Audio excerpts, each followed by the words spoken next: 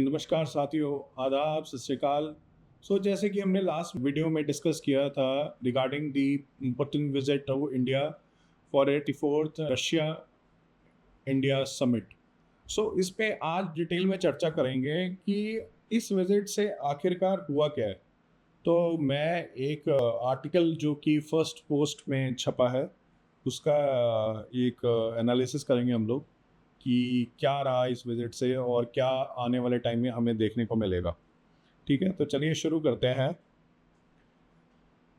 The two-day state visit of Russian President Vladimir Putin to Delhi on December 4 and 5, 2025 for the 23rd Indian-Russian Annual Summit is being widely interpreted as strong signal to the world, particularly to the United States। जैसे कि मैंने last video में भी बोला था कि ये एक यूनाइटेड स्टेट्स के लिए बहुत बड़ा धक्का है, ठीक है, क्योंकि उन्होंने पूरे टैरिफ्स इम्पोज किए थे इंडिया पे भी ताकि वो हम लोग क्रूड ऑयल ना खरीदें रशिया का। और आपको जैसे पता है कि 24 फरवरी 2022 से रशिया और यूक्रेन की वॉर चल रही है, तो इस पूरे मेजर सैंक्शंस लगा रखे हैं अमेरिका ने रशिया के ऊपर, ठीक है। And particularly the United States and realized that the long-standing Indian relationship partnership remains resilient. ठीक है, a central message from the visit was that India maintains strategic autonomy and has multiple foreign policy options. So definitely ये एक हमने जब से mister Modi की सरकार रही है तो ये उन्होंने हमेशा प्रूव करके दिखाया है कि we will have our own strategic autonomy in maintaining the multiple foreign partners. ठीक है, we will do trade with wherever we want. We will be only and only answerable to our 140 crore people. So ये मोदी जी ने ये prove definitely करके दिखाया है। While Russia demonstrated that it is not internationally isolated despite Western pressure. Definitely ये तो उन्होंने Putin has been proving it since he came into power. Definitely we would say that it is into his blood which has kept this country running and risen from the ruins। ठीक है, एक ये ruin बन चुका था जब ये United Soviet socialist Republic USSR का कोलैप्स हुआ था। तो उसने पुतिन ने उसको एक अपना you can say it's his personal mission to make Russia great again. So he is doing that. The visit occurred after the US had imposed tariffs on India for its continued purchase of Russian crude oil. By proceeding with high-profile visit, India demonstrated that external economic coercion would not compromise its strategic partnership with the Russia. तो definitely जो अभी हमने discuss किया कि US के pressure में ऐसा कुछ नहीं होने वाला कि रशिया और इंडिया के रिलेशन ख़राब होने वाले हैं, ऐसा it is not possible. This approach aligns with India's established foreign policy of multi-alignment, allowing it to maintain relationships with all major powers and avoid entanglement in bloc-based rivalries. So definitely, there has never been the policy of India since the Modi government has arrived. There is no bloc. We don't. It is not. You can say that it is not focusing on the single sect or single bloc of countries. We deal with Westerners also. We deal with all the other superpowers of the world. ठीक है, it is our requirement to fulfill our requirement. We will deal with whosoever we want. तो ये Modi government ने बहुत clear करके दिखाया है। Ahead of the visit, envoys from the UK, France, and Germany published a rare joint opinion piece in an international newspaper criticizing Russia, an action seen as preemptive effort to express disapproval. So definitely the Western countries have proved their disapproval, ठीक है, and I would say it is why they should who are they to disapprove this? it is the right of the country to maintain its sovereignty, to maintain its integrity, and let that keep its trade flow, keep the economy running. It is their right. How can they pressurize someone with this? तो ये they know one two से, I would say, मतलब इसमें तो मतलब फालतू की बकवासबाजी है, ना पुतिन का भी किसी की सुनी है और ना मिस्टर मोदी ने कभी सुनी है. तो आई डोंट थिंक सो इस मतलब इस बात का कुछ मतलब है. India's determination to resist US and Western pressure and host Putin was a strong assertion of its strategic autonomy and the prioritization of its core national interests, particularly in energy and defense.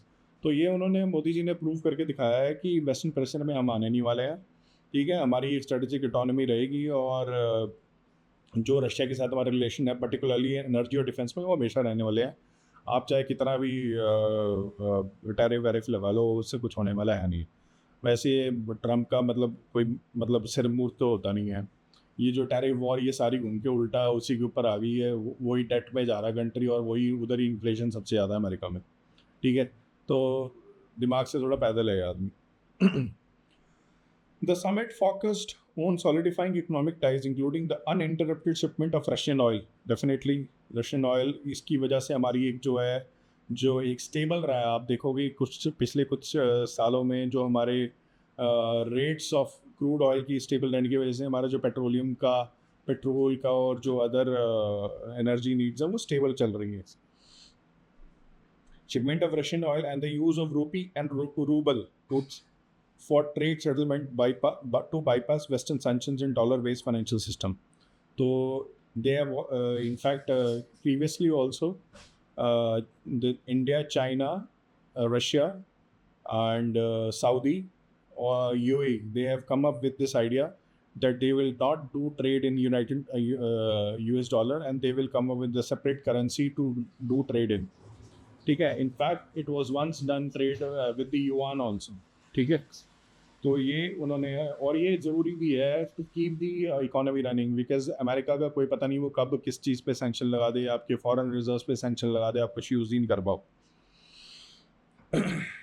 The two sides agreement on an economic program cooperation until 2030, aiming the bilateral trade target of $100 billion.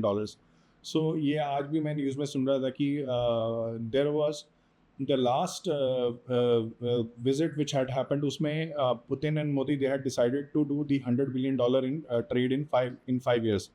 But it is seeming that कि ये जल्दी उससे पहले 5 years से पहले ही $100 billion की trade ख़त्म हो जाएगी. ठीक है, and Russia assured uninterrupted shipments of fuel, reinforcing its role as a reliable energy supplier despite Western efforts to curb trade. वो हमने अभी बात की है. Agreements were signed across diverse sectors, including nuclear energy, space, critical minerals, healthcare, tourism, free e-visas for Russian nationals, and the development of transport corridors like international north-south transport corridor. तो इसके ऊपर भी बात हुई गई है कि पहले एक्चुअली क्या था कि हमारी जो हमेशा रशिया के साथ टाइज रही हैं वो मेजरली डिफेंस और एनर्जी सेक्टर में रही है. लेकिन अभी और भी चीज़ों में घुसने की बात हो रही है कि ये हमारी जो है ट्रेड बढ़नी चाहिए. ठीक है, जैसे कि अभी आपको मैंने बताया, मिनरल्स हो गए, हेल्थ केयर हो गया, टूरिज़म हो गया, ठीक है, कल्चरल हो गया, ठीक है, और फर्टिलाइज़र्स हो गया, अमोनिया फर्टिलाइज़र्स जो ये सारे बनते हैं उसके ऊपर बात होनी चाहिए. तो वो सारी चीज़ें ट्रेड शुरू हो गई. Ultimately, the visit demonstrated the depth and resilience of India-Russia special and privileged strategic partnership.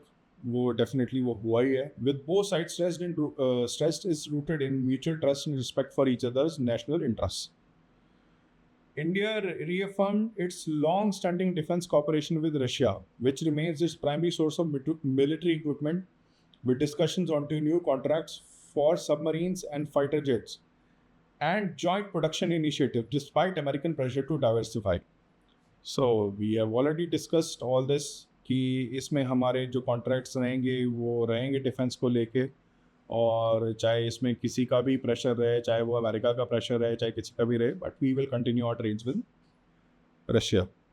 While no major new deal were announced during the summit, the discussion and agreements laid a strong foundation for future cooperation that moves beyond the traditional buyer-seller dynamic towards an more integrated defense industrial partnership. Putin visit was significant for defense ties because it shifted the focus from direct arms purchase to joint development, जो कि वो बोल भी रहा है. In fact Putin has offered us Su-57. उन्होंने बोला है कि आप यहाँ इंडिया में बनाओ, यहीं इंडिया में इसको डेवलप करो, ठीक है. जो हमारी जो करंट की असेंबली लाइंस है Sukhoi 30 MKI की, that can be used with slight modification to develop and maintain Su-57. But it is up to India how they will move forward and which platform for the 5th generation fighter jet they will be going forward. In the meantime हमारा जो HAL है उसने AMCA पे काम शुरू कर दिया है, तो एडवांस मीडियम कॉम्बैट एयरक्राफ्ट जो कि 5th जनरेशन एयरक्राफ्ट रहने वाला है. A military logistics sharing pact, the reciprocal exchange of logistics support, was ratified by Moscow ahead of the visit. मतलब इसमें क्या होता है, रीलोज करके होता है reciprocal exchange of logistic support. इसमें क्या होता है कि जो लॉजिस्टिक की सपोर्ट रहेगी टू कंडक्ट ऑपरेशंस, ठीक है, to share each others basis, ठीक है, इन टर्म्स ऑफ मिलिट्री, और भी जो भी लॉजिस्टिक की supports to for bilateral trade, इसके लिए तो वो एक एग्रीमेंट और पैक्ट साइन हुआ है कि ये म्यूचुअली ये दोनों देश काम करेंगे, एक दूसरे के बेसिस भी यूज़ कर सकते हैं, एक दूसरे के ट्रांसपोर्ट कॉरिडोर्स भी यूज़ कर सकते हैं, ठीक है, तो और एक दूसरे की ट्रेनिंग्स इन फैसिलिटी मिलिट्री फैसिलिटीज़ को भी यूज़ कर सकते हैं. तो ये सारी चीज़ें डिस्कस हुई हैं. और इसमें एक बहुत बड़ी चीज़ ये भी थी कि जो S-400 की डिमांड की गई है, जो हमारे अभी पेंडिंग ऑर्डर्स हैं रशिया की तरफ, वो भी टाइम टू टाइम मांगे जा रहे हैं, तो वो भी किया जाएगा, ठीक है. So if you think this overall this whole visit was a very fruitful and productive visit. इसमें एक तो सबसे बड़ा जो मैसेज गया है वो ये गया है कि वेस्टर्न वर्ल्ड को कि India does not rely on any one, ठीक है. It is not just Russia, we don't rely on any one, we have our own and we have our own foreign policy, and it will not be a block based foreign policy who will support one block and won't support another block.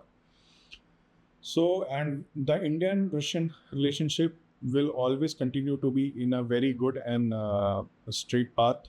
तो ये सारी चीज़ें के साथ ये जो पूरी visit है वो समाप्त हुई.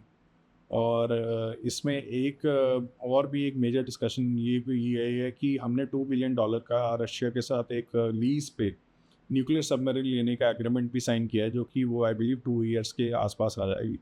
सो India and Russia have been strong together, और India has been a trusted partner of Russia.